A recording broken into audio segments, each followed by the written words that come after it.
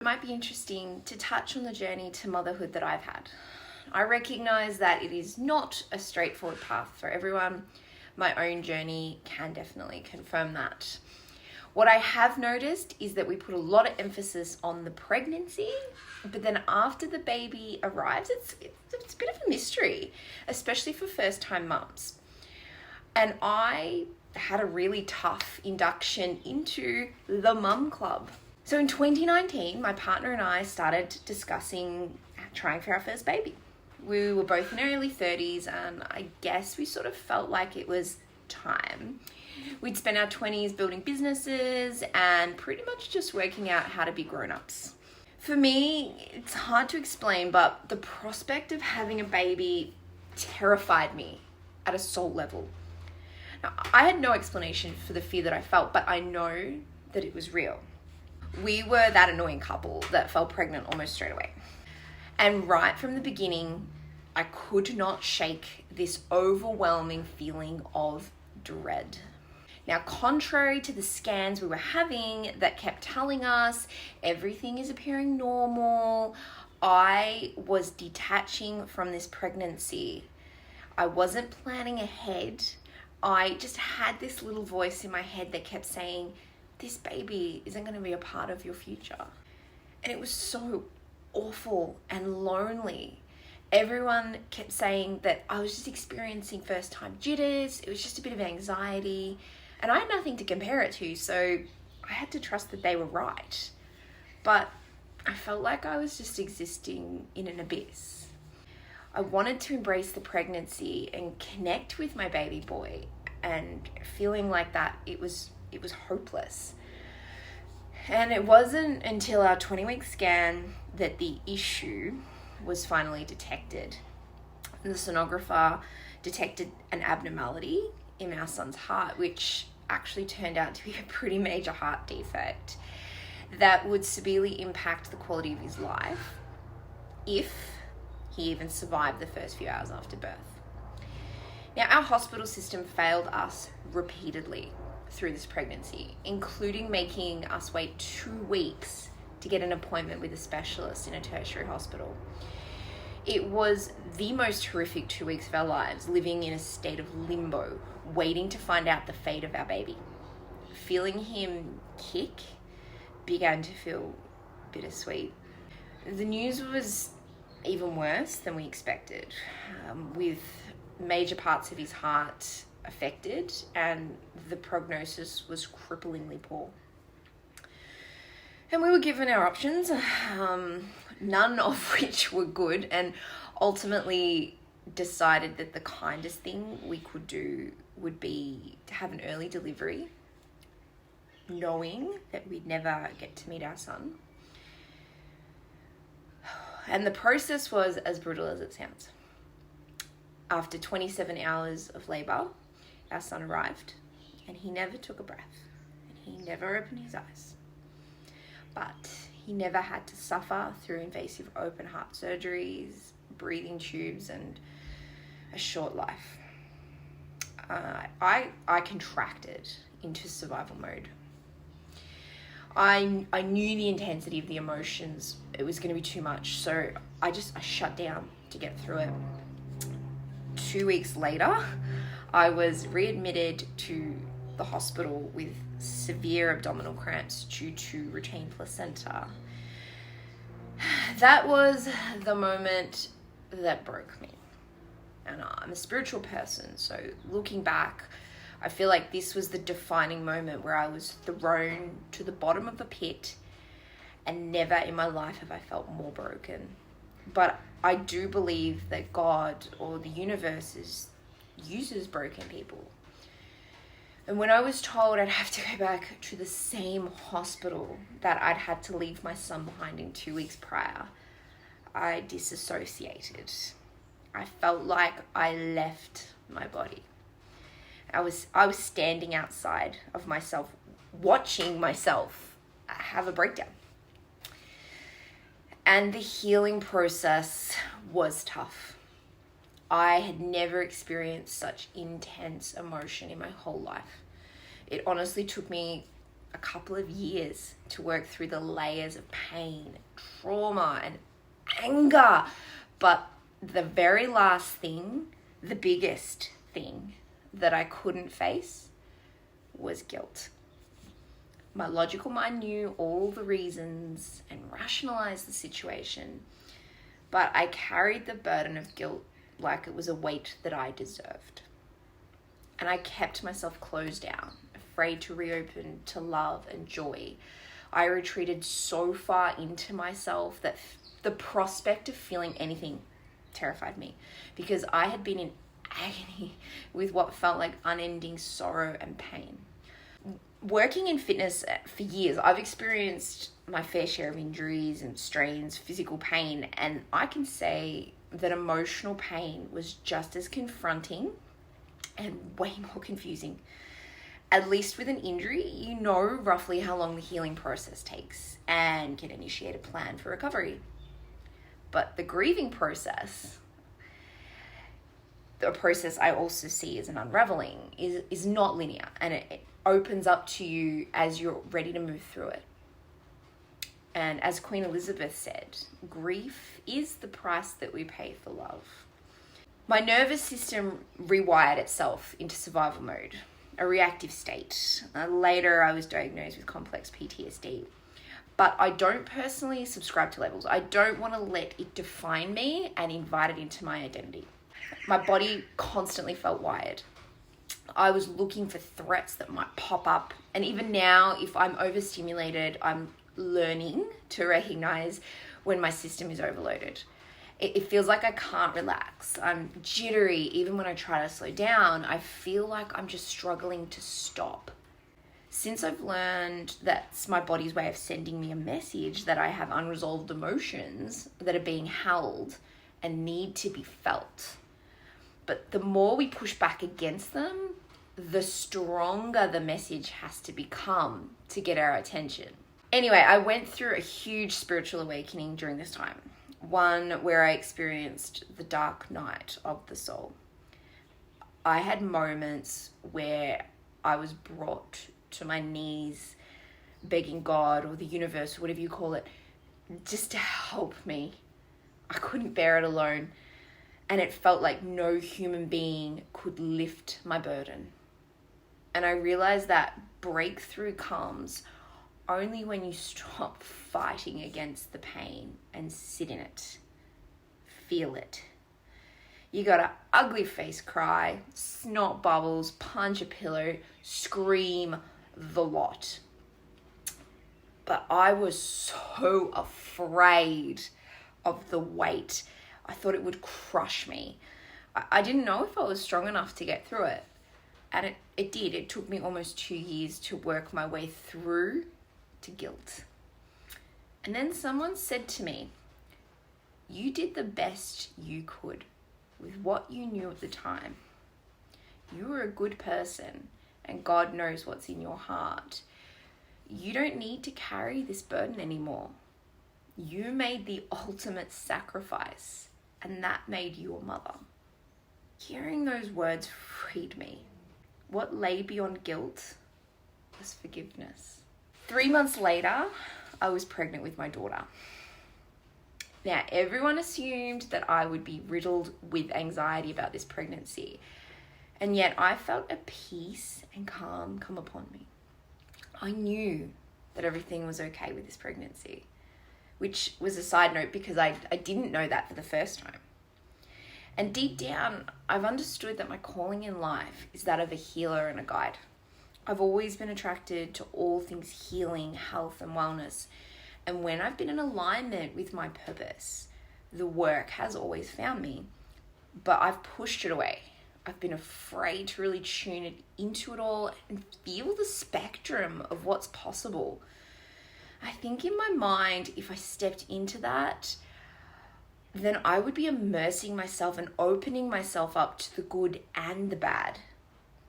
And it's taken me a long time to accept that empathy is my gift. I think we all want to connect at a heart level, and that is what I can offer people. Some might say I push the right buttons, but to me, It's actually about hearing and seeing the person in front of me. Anyway, I digress. I fell pregnant in the middle of a pandemic. I do feel like this is important to address the challenges that presented for me, because I was bullied by doctors and hospitals, left, right, center, about the you-know-what. And on more than one occasion, fear was employed as a tactic in an attempt to bend me on the narrative of the week. Now, at the time, I honestly felt like I couldn't say anything about what I was going through, because so many people were being crushed by their own fear and bias and opinions that I was just attacked for even asking questions. And I don't know if I'm ready to talk about that yet, actually. I don't know if people have even calmed down enough to hear it either. But this is my story, and I'm not looking for validation from anyone else. And this part of my journey taught me that you have to stand by what you believe, even if you are standing alone. The moral of that part of the story is that I was isolated and I was bullied, but I stood firm in my beliefs around what was right for my body and my baby, especially after having already experienced the weight of trauma over losing a baby and a pregnancy. And in the end, I simply said to people, have you ever had to go through what I did? Have you ever had to live with the grief of walking my path?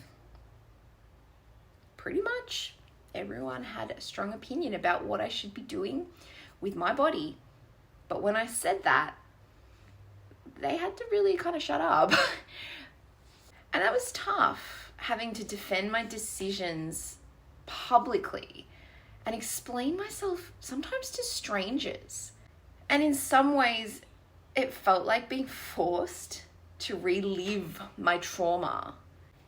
Interestingly, I am grateful for some of the elements of the pandemic because it gave me clarity and opportunity to observe people, slow down, have deep conversations that maybe I wouldn't have had the opportunity to have before.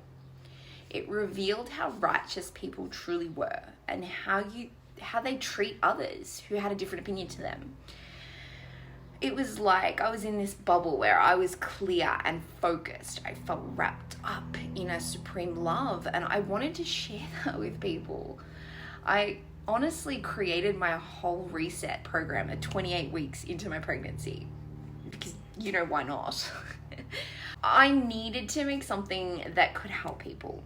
I had experienced so much pain and had been on such a big journey that I felt called to format what I had learned into something cohesive that could guide other people. I asked myself, what did I need during those tough times? And the answer was, more than anything, community and a sense of connection. I longed to be seen and heard, to be held in my most vulnerable state and loved unconditionally. And I think we're all trying to do everything by ourselves.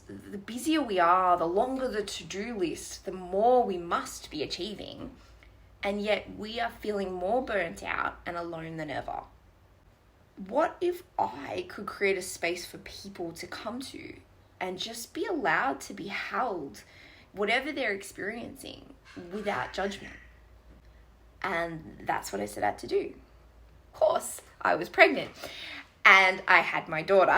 And that was a huge change. Physically, I did really well. I honestly attribute that to staying active until my final weeks of pregnancy. I was still teaching Pilates at 34 weeks, but I had to stop because I just couldn't get up and down off the floor quickly anymore. Emotionally, though, I did what I always do. I doubled down. I went into a mild survival mode because that's my coping mechanism. I feel safe in the doing. I wanted to focus on learning to breastfeed, create routines, express milk, change nappies, And believe me, I am my own toughest critic. Breastfeeding didn't really come naturally to me. I was surprised how much I did not enjoy it. My daughter, on the other hand, was a natural at feeding, which you'll see by the size of her. So I was lucky. But the cluster feeding, wow, that was soul crushing. I thought I was doing something wrong, and I was exhausted by the constant and unrelenting feeds. It sometimes felt like I had no room for me. I would get to the point where I would just be crying and wondering what I was doing wrong. See a lot of blame going on here, a lot of judgment. I wasn't being gentle. Parallel to this, my husband was also learning a new skill, and it required him to work during the day and then study in the evenings, which meant he was not making himself available on an emotional level. He too was operating in a survival mode. This need for him to be physically affectionate and emotionally attentive was new to me. I've always been pretty independent, so he was unaccustomed to my needs shifting quite radically. His version of survival mode meant he was focused on providing and securing us financially. It meant we were reading from the same book, but we were interpreting it totally differently. Our love languages, as we've discovered, are not the same. And I think as a new mum, you feel like you're just constantly giving yourself to everyone all around you, and that little bubba needs a lot from you physically. So I needed that safety and support from my husband, and it felt like I just wasn't getting it. In my mind, I needed to retreat further and power on through, basically go back into what felt safe. But it also meant that there was this festering resentment. And eventually I broke down. Something inside me snapped, and it meant we have had to have some difficult and confronting conversations. One thing that it has made us both realize is that relationships change after a baby, and they are living things. You have to be intentional with each other and decide to put the work in. It has to be a choice. We've done a lot of work on our marriage. We've done marriage counseling, which I actually would suggest everyone do at least once a year. It was just online. But we quite enjoyed setting aside an hour or two a week after the baby's gone to bed to just focus on our relationship and tune into each other. What a game changer. Having a baby has brought out the feminine side of me. I thought I'd done a lot of work before she was born, but once I acknowledged that my needs had drastically shifted, I realized I had to step into this part of myself wholly. It also became apparent that I am so out of my comfort zone here. The feminine is neurotic, chaotic, and emotional, but also playful, sensitive, and creative. And I felt called to explore that. That's where the healing had to happen. Now that process has left me feeling like I have been tipped upside down and shook out from the bottom, like the sauce bottle, slamming it down. And a lot of us don't feel comfortable feeling out of control. And I mean, I understand that control is just an illusion, but I also had to confront some of my own self-limiting beliefs here. There's a bubble of anxiety. We feel our bodies just getting agitated and nervous and wonder if maybe there's something wrong with our thoughts or with the way we feel. It is so difficult to stay centered when all this chaos feels like it's moving around you. Our bodies are having chemical reactions and our brains are trying to interpret them. Our minds conjure up explanations, thoughts, and that can often land us in these feelings of anxiety. But again, said in a different way, emotions are felt in the body, not the mind.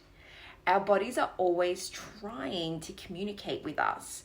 We just have to slow down long enough to listen, which can be really hard, I know. I can only say that I am so grateful for the tools I had before my daughter. I honestly think we are given the experiences we need in order to grow and light our path. That said, those tools were called into use after becoming a mum. I used them all, and I've even learned some new ones. The saying, "it runs in my family until it runs into me," has stuck with me. I feel like I made a pact with myself that I would leave no stone unturned to make sure that I would not pass my trauma and my pain onto my daughter. Unfortunately, that means allowing myself to step into the discomfort over and over again until it becomes a habitual practice of catching the emotion in the given moment, processing it, and then letting it go. It just means that I can't be triggered by old experiences. And that awareness is how we remove triggers and anchor ourselves in the chaos, because you can't control the chaos, but you can control your reaction to it. Existing in the world, but not being influenced by it. It's been such a big journey, and I am not perfect. I don't claim to be. I swear like a sailor, and I make mistakes in all parts of my life. But the reset program that I created embodies my own lived experiences and education, if you care about that. If you've come this far, then something I've said might be resonating with you. This has been my journey from maiden to mother. And if I can build a tribe, a village for other women like me, then I feel an obligation to use what I know to do that. And I'm currently taking applications only for the 2023 Reset program. I'm not going to accept any payments at this stage. I just want to use this as an opportunity to connect with other women and see if we have the right fit and I am the right person to offer what you need. And I'm going to drop the link below, maybe get to know some of you in the new year. And I'm so filled with gratitude, and thank you for listening. Thank you for watching. And drop some comments below. Contact me, even if you just want to chat or clarify some things. I am so down for that. Thank you, guys. Stay humble.